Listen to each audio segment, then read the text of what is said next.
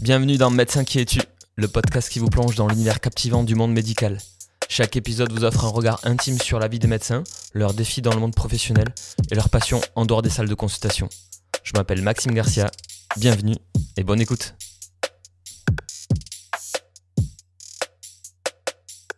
Bonjour et bienvenue dans ce nouvel épisode de Médecin qui es-tu. Aujourd'hui, un épisode avec Claire Laine. Bonjour Claire. Bonjour. Merci beaucoup de prendre un petit peu de temps. On va discuter de ton nouveau livre qui s'appelle Tour du monde en blouse blanche, Dr Globetrotter 2. Je le montre comme ça à la webcam pour ceux qui regarderont la vidéo. C'est ton deuxième livre parce que tu as des choses à raconter. Tu as une histoire et une vie assez dingue. Tu vas nous raconter tout ça tout au long de cet épisode. Merci parce que c'est la première fois que je reçois un invité qui a écrit des bouquins, donc je suis très flatté. Comment vas-tu ? Eh ben, je vais très bien. Ouais. Qu'as-tu fait de ton été ? Eh ben, j'ai travaillé en partie et j'ai profité en partie aussi. J'étais en poste en cardiologie à La Réunion sur juillet. Et puis ensuite, je suis rentrée en métropole pour fêter les 90 ans de mes deux grands-parents. Et puis travailler un peu pour les JO aussi paralympiques surtout. Voilà, Ok. C'était varié. Bon, déjà, un été déjà bien particulier pour le commun des mortels, mais tu as bien plus de choses à raconter et tu le fais dans ces donc, deux bouquins. Le premier s'appelle Dr Globetrotter, où tu racontes déjà beaucoup de choses. Tu nous transportes dans les urgences de Guadeloupe, où tu vas gérer un infarctus au sommet de la Soufrière. Tu gères des urgences au bord du Marion Dufresne, un bateau d'expédition scientifique à l'autre bout du globe. Plein de choses. Et puis dans ce deuxième livre, tu nous transportes cette fois-ci dans une centrale nucléaire en Chine. On part pour une évacuation sanitaire au-dessus du Pacifique. Il y a plein de choses. C'est vraiment incroyable. Je l'ai lu d'une traite. C'est fou. Donc bravo pour ton style d'écriture. Bravo pour ce qu'il y a écrit à l'intérieur. Et si on peut, aujourd'hui, tu vas nous faire voyager un petit peu et nous raconter partiellement ce que tu as mis dans ce bouquin. Mais pour débuter, comme d'habitude, est-ce que tu peux nous raconter où est-ce que tu as fait tes études de médecine ? Eh ben, j'ai commencé mes études à Angers, à la fac de médecine d'Angers, qui était un petit CHU, un des plus petits de France, mais qui était du coup très chouette. Et puis, donc ça, c'était pour l'externat. Et puis l'internat, j'ai choisi Rhône-Alpes. Donc j'étais rattachée à Lyon, mais j'ai finalement choisi beaucoup de périph' et j'étais peu à Lyon, parce que je suis mieux dans les plus petites villes. Voilà. Ouais.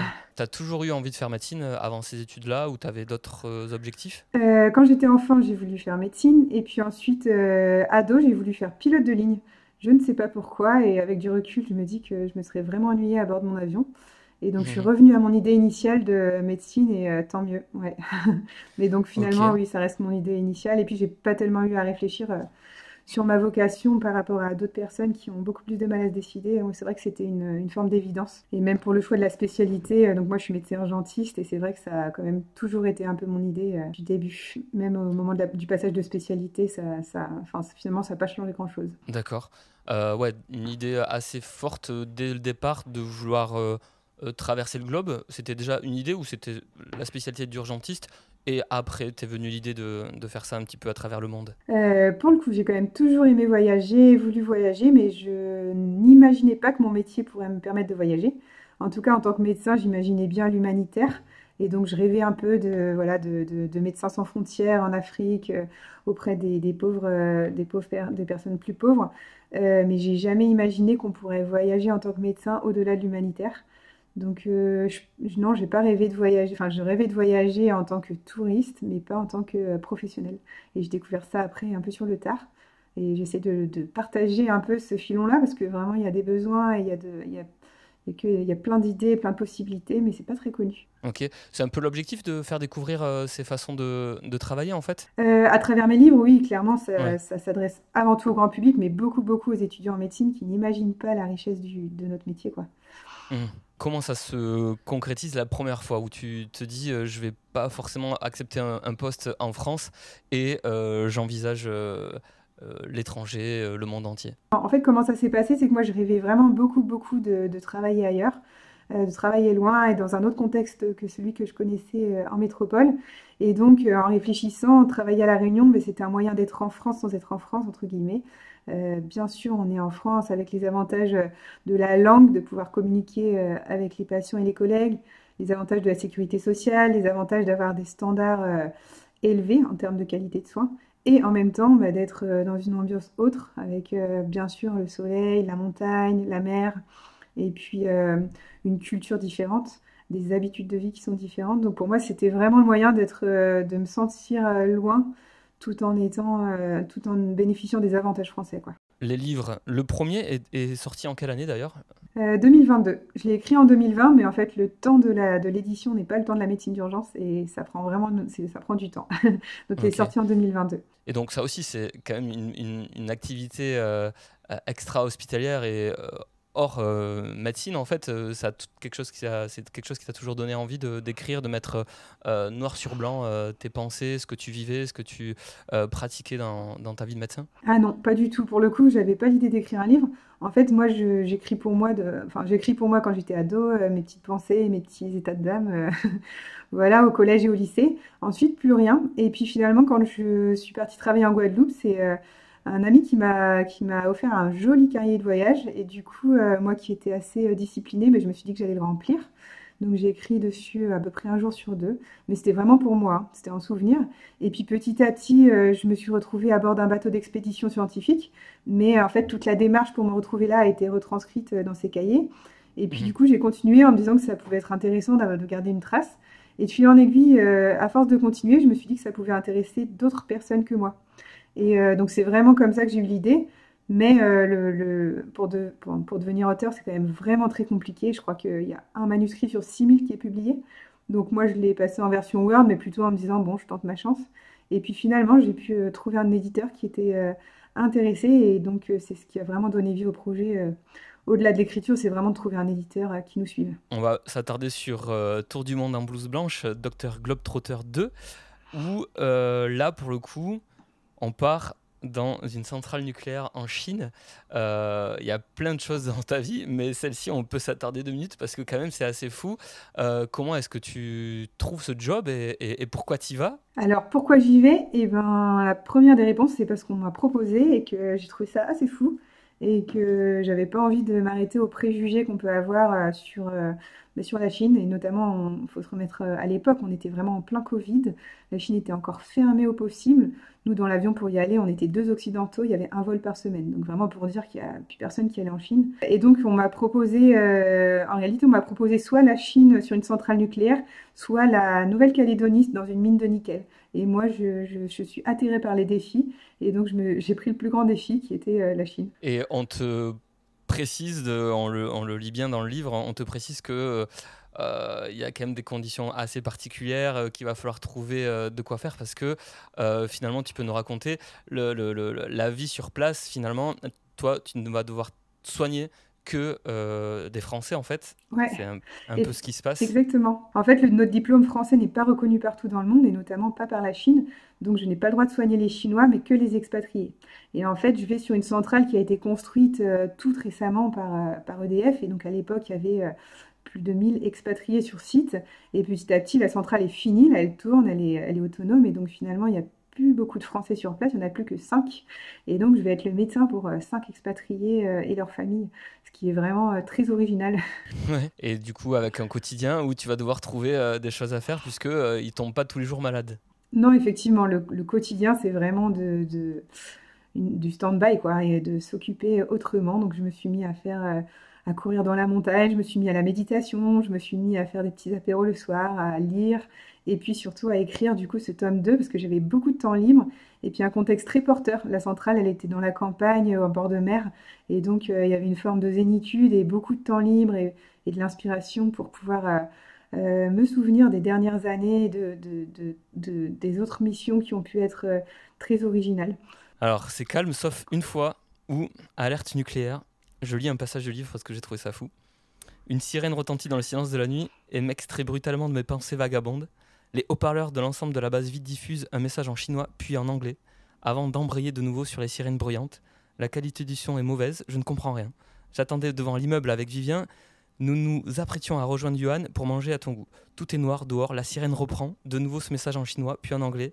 Vivien comprend mieux que moi, dans la langue de Shakespeare, mais il n'a pas mieux le saisi le message craché par ses haut-parleurs. Seule la dernière phrase résonne, Don't panic. Et là, il se passe quelque chose après, c'est assez fou. Tu vis des moments assez dingues quand même avec cette façon de vivre. Qu'est-ce que tu vas chercher en fait finalement qu'est-ce qui t'intéresse dans ces démarches? Il y a plein de choses. Moi, j'aime énormément découvrir. Donc, découvrir un autre pays, je trouve ça passionnant. Et quoi de mieux que de le vivre de l'intérieur et de travailler dedans pour le découvrir. Je trouve que quand on a la chance de pouvoir le faire, c'est encore autre chose que le tourisme pur. Mhm. J'adore découvrir aussi des contextes et découvrir le monde nucléaire. Je trouve ça passionnant. Moi, j'y connaissais rien du tout et j'avais tout à apprendre. Quelques années avant, j'ai pu découvrir le milieu pétrolier et c'est pareil, j'ai dû tout apprendre. Je suis vraiment intéressée de sortir du monde de la médecine. Et puis après, j'aime beaucoup toutes les péripéties qui peuvent nous arriver dans ces contextes-là, dont celle que tu viens très bien de décrire, qui était quand même vraiment un moment, avec du recul, on en rigole beaucoup, mais sur le coup, c'était hyper stressant, quoi, de se retrouver dans une centrale qui sonne de toutes parts, don't panique, bon. Ouais. Si on récapitule un petit peu, tu peux nous faire un petit listing de tes résidences les plus folles et de tes jobs les plus fous. Qu'est-ce qu'on peut évoquer? Alors, dans ce que j'ai trouvé incroyable, j'ai pu travailler sur un bateau d'expédition scientifique. Ça, c'était en 2020, qui partait bien au sud de la Réunion, dans les mers très agitées, où on est à 5 jours de tout hôpital, 5 jours de mer de tout hôpital. Donc ça, c'était une chance inouïe. Donc, j'ai pu travailler dans les cliniques pétrolières au Gabon et au Nigeria, C'est quoi le job 2020-2021. dans une structure pareille? Alors moi, je suis vraiment médecin et je soigne les personnes qui sont rattachées au pétrole. Donc les personnes qui travaillent directement dans le pétrole, leurs familles et les retraités aussi. Donc c'est vraiment de la médecine, mais indirectement dans une clinique un peu spécialisée. Voilà, avec toute une mission aussi de gestion de crise, parce qu'il y avait le Covid, et de conseil pour pouvoir appliquer les mesures d'hygiène de façon la plus juste possible. Et voilà, j'ai pu travailler dans un bateau de croisière de luxe l'année dernière en Islande, au large de l'Islande. Et là, tout récemment, je reviens de 3 mois en Antarctique pour l'Institut polaire français, où j'ai pu accompagner une énorme expédition à travers la glace pendant 23 jours. Voilà, c'est de loin Incroyable. le plus incroyable que j'ai pu faire. Tu nous racontes un peu qui te propose finalement ce job? Alors, toutes ces missions, c'est vraiment du bouche à oreille. On en entend parler par des collègues en pleine nuit pendant une garde. Et puis, en fait, en creusant un petit peu, eh ben, on se renseigne sur comment y avoir accès. Je postule. Et puis, bon, moi, ça faisait quand même 4 ans que j'avais postulé, que j'avais pas été prise. Et puis, année après année, finalement, eh ben, un jour, c'est moi qui suis retenue. Donc, avec une joie immense, hein, parce que vraiment, je trouve que c'est une chance de toute une vie de pouvoir se retrouver là-bas. Mhm. Et puis donc c'est parti c'était un contrat de 3 mois, donc c'est quand même long et clairement il y a des énormes avantages de pouvoir se retrouver là-bas, mais il y a aussi des sacrées contraintes de plus voir les étoiles, d'être dans un environnement extrêmement hostile, quoi. On a vécu du moins 40 degrés avec des tempêtes, voilà, sans nom.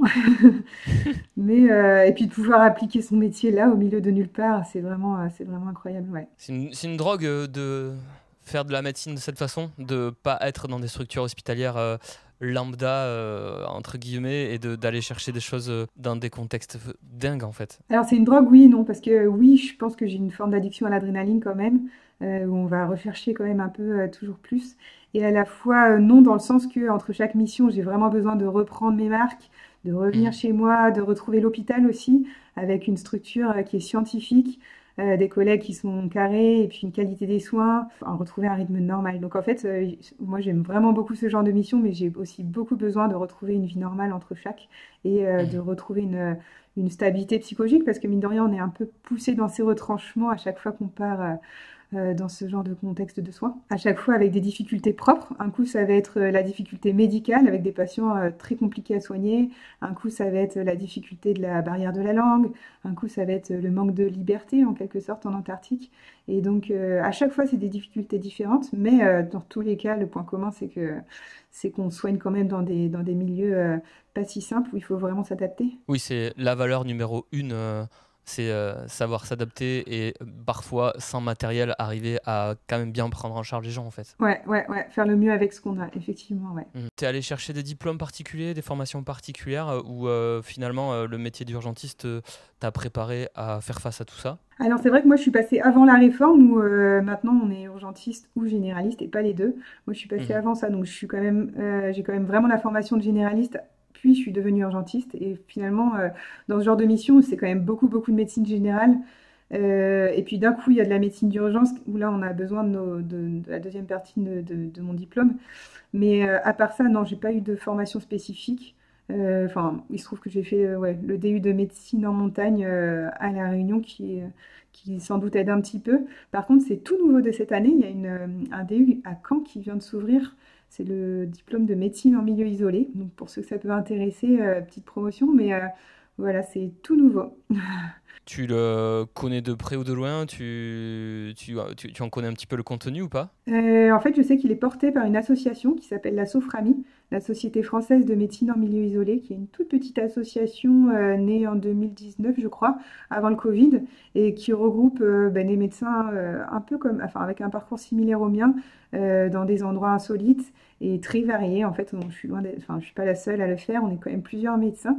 Et donc voilà, il est porté par cette petite association. Après, le contenu exact, je ne connais pas. Mais je sais qu'il est le contenu est en ligne sur le site internet, je pense, de l'Université de Caen, et en tout cas sur le site internet de la Soframi aussi. D'accord. Et toi, tu vas y être enseignante ou tu vas le suivre en tant que... Non, j'en entends parler, mais je suis pas dedans pour l'instant. Ok, mais tu devrais en être la présidente, non? On est plusieurs à avoir à avoir ce genre de parcours, donc il y en a d'autres qui sont tout aussi légitimes que moi. D'accord. Voilà. Après, c'est vrai que moi j'habite à La Réunion, donc c'est pas si simple non plus voilà, pour pouvoir intervenir ou l'organiser. Qu'est-ce que... il y a... Dans le livre, il y a plusieurs fois le rapport à la famille qui revient. Alors, c'est des petites phrases, mais je trouve qu'elles ont leur importance et tout leur sens. Par exemple, tu dis à un moment donné, il y a ceux qui me demandent si je suis sûr de moi. Honnêtement, non, pas du tout. Pourtant, j'ai appris à ne pas trop écouter ceux qui ont peur de l'inconnu et qui peuvent transposer inconsciemment leurs craintes sur moi. Est-ce que ça, c'est pas l'un des principaux enseignements de ton récit? C'est que quand on est plein de projets, faut y aller. Si on a les choses dans les tripes, faut y aller. Il y aura toujours des gens bienveillants pourtant, mais qui seront inquiets. Et ça, tu as appris à le gérer parce que finalement, tu commences à avoir fait beaucoup de missions et beaucoup de postes, à avoir pris beaucoup de postes différents. Tu commences à gérer ces inquiétudes. Ouais, ouais, clairement. Bah, c'est sûr que pour moi, c'était un vrai enjeu. C'est surtout mon papa qui a souvent peur et qui a pas forcément la compréhension de pourquoi je veux le faire et pourquoi je me mets dans des telles situations. Et quand je pars dans un bateau d'expédition scientifique, il me dit, mais toi qui aimes tellement la nature, pourquoi tu vas t'enfermer pendant un mois sur ce bateau? Donc voilà, c'était particulièrement une référence à lui. Maintenant, je pense qu'on a vraiment chacun sa recette du bonheur et que, bon, il se trouve que c'est la mienne et que c'est clairement pas la sienne et que peut-être que pour lui, c'est plus difficile de savoir ce qui me rend heureuse moi. Par contre, moi, je le ressens vraiment du plus profond de moi.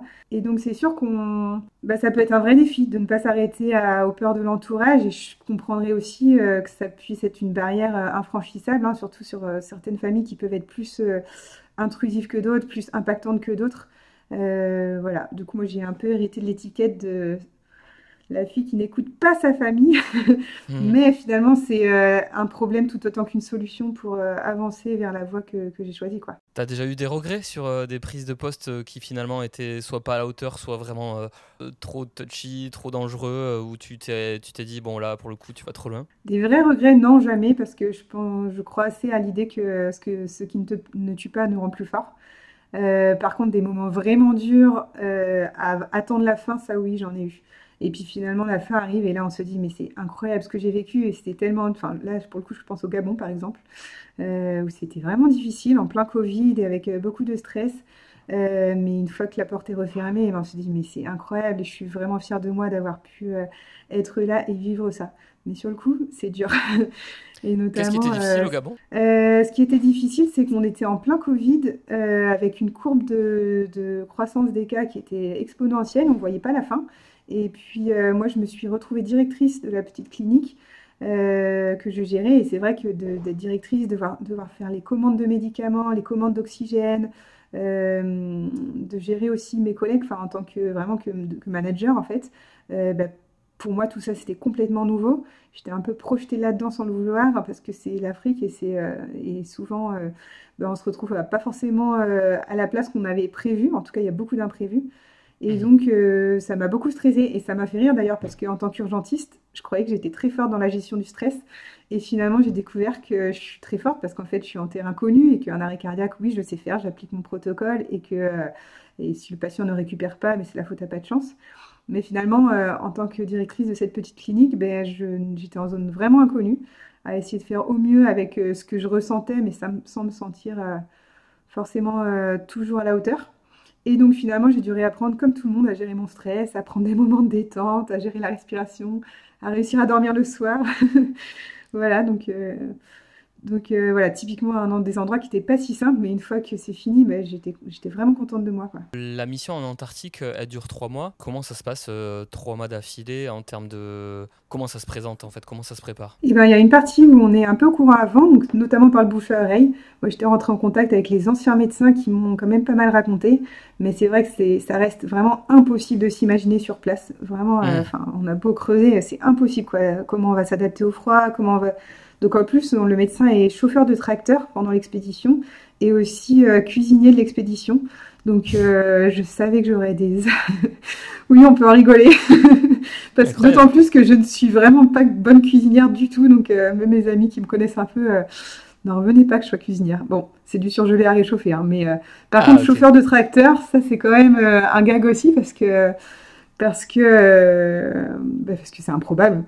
C'est vraiment improbable. Et en fait, on se retrouve à conduire notre tracteur chenillé sur de la glace 11 heures par jour pendant 23 jours.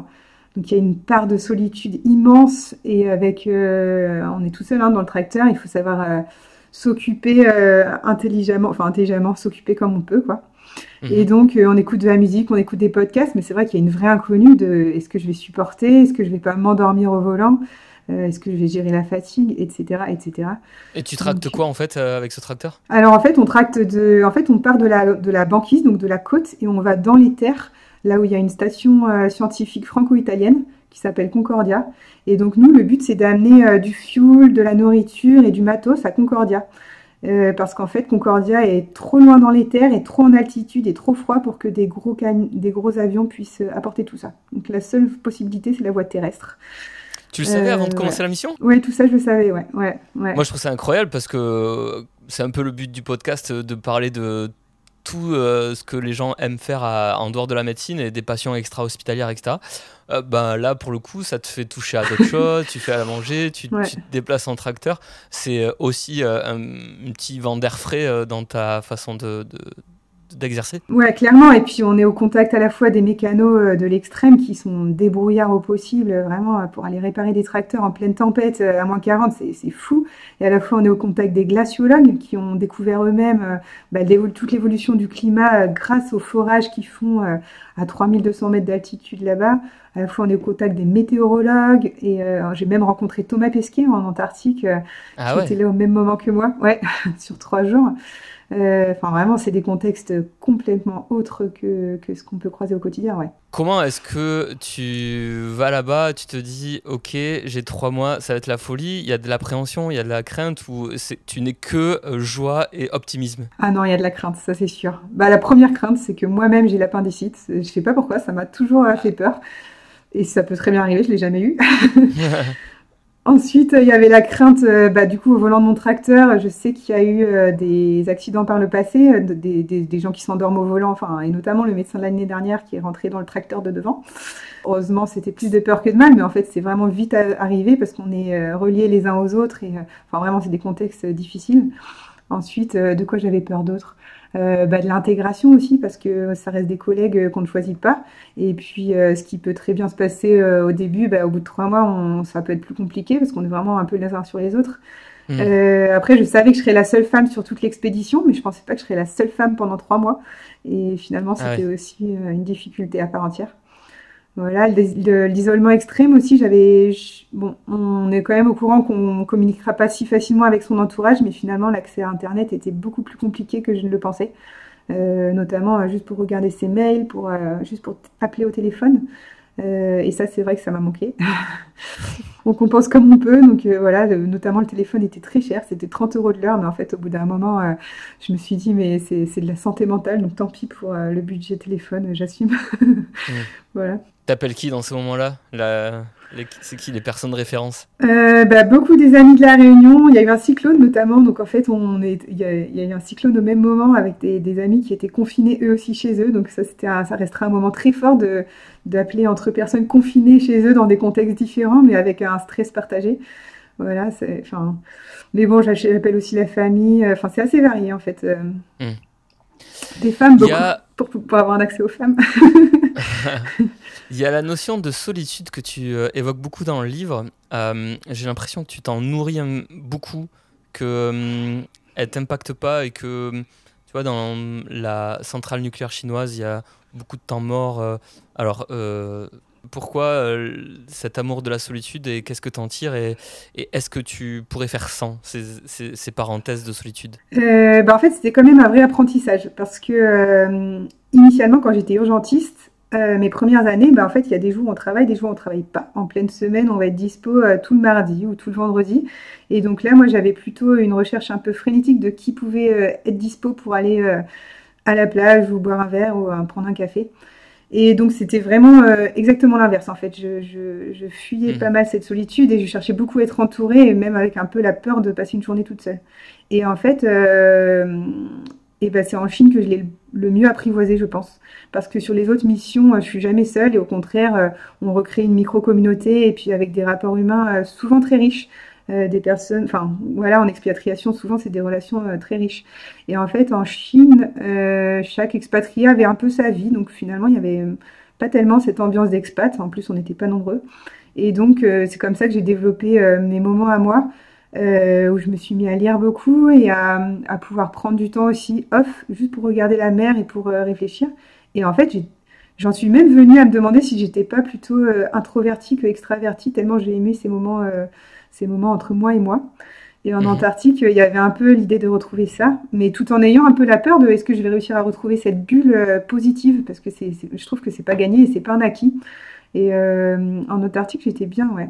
Mais je pense que c'est peut-être jamais un acquis, parce qu'en vrai, à La Réunion, j'aime énormément rencontrer du monde, à la fois mes amis, à la fois des nouvelles personnes. Donc, j'aime beaucoup cette alternance entre des phases qu'avec moi, mais aussi toutes les phases où on est tellement enrichi des rencontres. Sur 12 mois d'une année, finalement, c'est organisé comment tu vas me dire qu'il n'y a aucune année qui se superpose l'une à l'autre, mais finalement, c'est peu à quoi va ressembler tes 6 ou 12 prochains mois, finalement. Ouais, c'est vrai. Souvent, mon horizon, c'est 6 mois. Donc là, par exemple, je sais ce que je fais jusqu'en mars, et après, c'est à inventer. Mais souvent, j'essaie de trouver un rythme de base où je fais 6 mois à La Réunion, à l'hôpital public, 2 mois ailleurs. 6 mois à La Réunion, 2 mois ailleurs. Donc ça décale Ok. année après année. Mais Mhm. c'est un peu le rythme que j'ai trouvé, alors qui est plus ou moins respecté selon les années. Par exemple, l'Antarctique, il fallait y aller forcément en été, c'est pas en hiver. Donc l'année dernière, j'ai plus été en extérieur. Et puis à l'inverse, cette année, où c'est plutôt, du coup, j'ai plutôt compensé, où je suis plus à La Réunion cette année. Voilà, ça varie. La Réunion, tu t'y plais et la vie hospitalière là-bas te donne aussi de nombreuses joies, de nombreux plaisirs à y travailler. Bah oui, oui, énormément. Pour le coup, par exemple, là en Antarctique, j'ai très peu fait mon métier. J'étais beaucoup chauffeur de tracteur et peu médecin. Et du coup, j'avais vraiment hâte de retrouver les malades, entre guillemets, intéressants, de retrouver la fierté de soigner, la fierté de soulager les douleurs.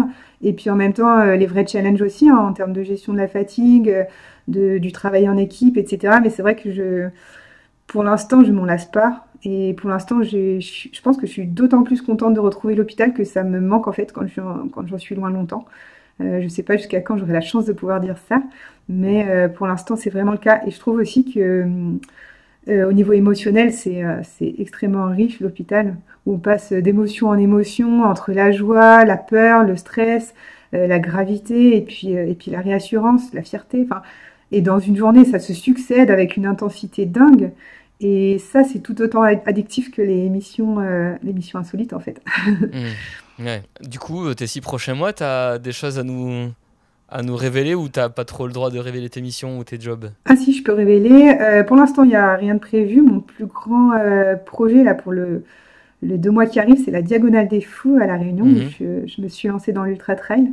Donc il me reste un mois et demi. Donc c'est pas médical, mais c'est un vrai défi, avec quand même beaucoup de points communs avec le fait enfin voilà, d'être tiré hors de sa zone de confort et de se lancer un challenge.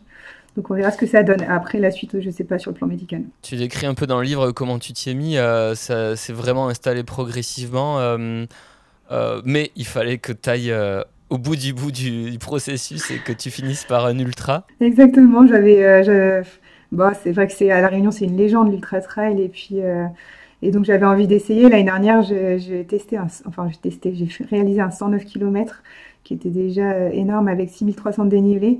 Et puis à la fois, je m'étais dit que j'arrêterais parce que j'avais peur des impacts long terme sur la santé. Et à la fois, je me suis dit en fait, je suis tellement entraînée actuellement que si je fais pas la diagonale des fous maintenant, je la ferai jamais et qu'en fait, Hmm. bon, ça vaut le coup de la tenter. Je suis pas du tout sûre de moi et voilà, on verra bien ce que ça donne, mais en tout cas, j'ai bien envie de la tenter, ouais. Tu nous rappelles un peu le format de l'épreuve? Ouais, c'est 175 km et 10 000 mètres de dénivelé. Donc les plus rapides des rapides le font en 20 heures et les autres le font en 2 à 3 jours en essayant de dormir comme on peut, où on peut. Et donc c'est à La Réunion, donc avec des dénivelés assez dingues, un terrain très technique avec l'alternance de terrain volcanique, de racines, de cailloux glissants. La météo qui alterne entre les bonnes chaleurs de début octobre, de mi-octobre, et puis en même temps, la nuit, il fait clairement froid en montagne, même si personne n'imagine qu'il peut faire froid à La Réunion. Mais si, si. Et puis en même temps, toute une ambiance complètement dingue avec La Réunion entière qui vit au rythme de ses coureurs pendant 3 jours. Et une solidarité incroyable. Enfin, tout le monde connaît un Réunionnais qui court, quoi. Hmm. Donc beaucoup de gens qui vont faire l'assistance et qui vont attendre toute la nuit leur coureur pour pouvoir lui mettre des chaussettes propres et puis lui faire un petit massage pendant 10 minutes avant qu'il reparte. T'as J'avais envie déjà d'en prendre soigné une part. sur la diagonale des fous, toi, en tant que médecin? Ouais, ouais, donc on est bénévole, mais ouais, ça reste des souvenirs vraiment marquants. En fait, ça faisait longtemps que j'étais admirative et puis que je m'étais dit un jour. Et puis l'année dernière, j'ai eu 35 ans et je me suis dit, si je le fais pas maintenant, je le ferai jamais. Hmm. Et donc, bon voilà, c'était l'heure. Incroyable. Ok, incroyable. Comment est-ce que tu vas définir tes prochaines missions? C'est à la volée, au bouche à oreille, c'est le truc qui te fait rêver, qui te dit ça, j'ai pas encore testé, ça, c'est une folie de plus qu'il faut que je fasse? Non, c'est vraiment les opportunités. Donc enfin, il y a deux moyens principaux. Les plus faciles et accessibles, c'est les autres dom-toms. Je suis pas mal pu voyager dans les dom-toms, mais en fait, la France en a tellement que ça pourrait être Saint-Martin que je connais pas encore, Wallis et Futuna, pourquoi pas, la Polynésie. Donc ça, c'est vraiment facile à organiser. Et puis sinon, les missions très insolites, pour le coup, c'est vraiment en fonction des opportunités. Moi, je me rends disponible pour la petite société qui m'a envoyé à l'étranger et je leur dis bah, est-ce que vous avez quelque chose à me proposer à partir de mars. Et puis là bah voilà, parfois il y a des possibilités, parfois pas, mais voilà comment ça se fait principalement. Et puis après les bateaux de croisière de luxe aussi, il y a quand même régulièrement des disponibilités. C'est fixé septembre pour l'année d'après, donc il faut s'organiser à l'avance et puis une fois qu'on a calé les dates, bah, pour le coup c'est défini un an, parfois un an et un an et demi à l'avance. Voilà comment ça se passe. Tu t'es déjà entraîné pour la Diagonale des Fous sur des sites autres que La Réunion? Je sais pas, on peut te suivre sur Strava sur des bases de l'Antarctique ou pas? Non, ah oui, ah bah, en Antarctique, j'ai pas mal couru. Ouais, parce que Ah comme ouais. j'avais du temps libre, je courais sur la glace avec les chaussures et les chaussures à crampons, donc c'était assez folklore. Mais Ah ouais. c'était incroyable quand même. Mais j'ai pas Strava par contre. Je suis pas sûre. Enfin, je l'avais à l'époque et puis je l'ai pas trop regardé. Parce qu'il y a moyen de publier des sorties incroyables sur des sites improbables, alors que nous, Mm. on fait des parcours plutôt récurrents et chroniques. Mais... Ouais, c'est vrai, c'est vrai. Ben, en fait, je passe surtout par WhatsApp où je fais des groupes WhatsApp pour mon entourage. Donc, il y en a eu un pour l'année dernière pour mon 109 km où je mettais des nouvelles par message audio en même temps que de courir. Et c'était interactif. Et moi, j'avais des encouragements de mon entourage que je trouvais vraiment dingue. Et puis en Antarctique, j'ai fait un groupe WhatsApp aussi pour mon entourage et avec des vidéos un jour sur deux à peu près. Et c'est vrai que j'ai eu des super retours. Alors, pour l'instant, ça s'est un peu limité à mon entourage. Sinon, c'était pas mal sur Facebook aussi, mais j'ai bloqué mon accès Facebook à cause de l'Antarctique parce que Ah, Facebook a détecté que c'était un endroit inhabituel et voulait m'envoyer un texto pour vérifier mon identité. Évidemment, je ne recevais pas de texto. Et donc ouais. là, pour l'instant, c'est insoluble. J'arrive pas à débloquer parce que c'est tellement improbable que voilà. Quelle vie incroyable. Les JO se sont bien passés. T'as pu, en fait, tu couvrais quelle épreuve à Paris? Alors moi, j'étais pas médecin bénévole, j'étais médecin pour Toyota, qui était le Ah sponsor, ouais, ok. un des sponsors principaux. Donc c'est vrai que je soignais pas directement les athlètes, enfin indirectement, parce qu'en fait du coup ils venaient faire des conférences au sein du QG de Toyota. Voilà, mais il n'y a pas eu grand-chose. Globalement, ils étaient en bonne santé. Ok. Et t'as eu des galères médicales sur l'Antarctique où ça s'est bien passé aussi?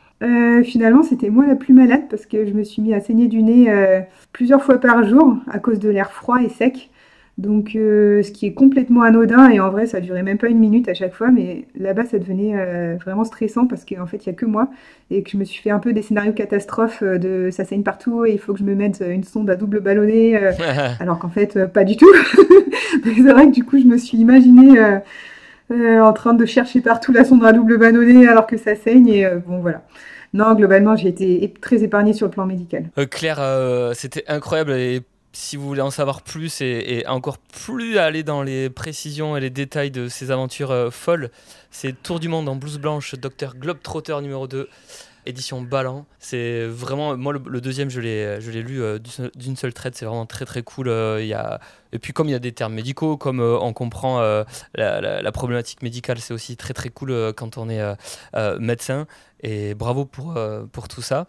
Un troisième un jour ou pas? À voir, à voir. Il faut vraiment avoir le temps et puis la motivation et pas que pour l'écriture, mais aussi pour la promotion après et le faire connaître. Donc à voir. Là, je suis Ouais. sur un projet de film sur l'Antarctique. Pour l'instant, en lien avec une boîte de production réunionnaise, parce que je trouve que les images d'Antarctique, finalement, écrire, ça serait dommage et qu'avec les films, ça permet d'avoir les images visuelles et mieux se rendre compte. Bon, c'est au stade d'idée pour l'instant, mais à suivre.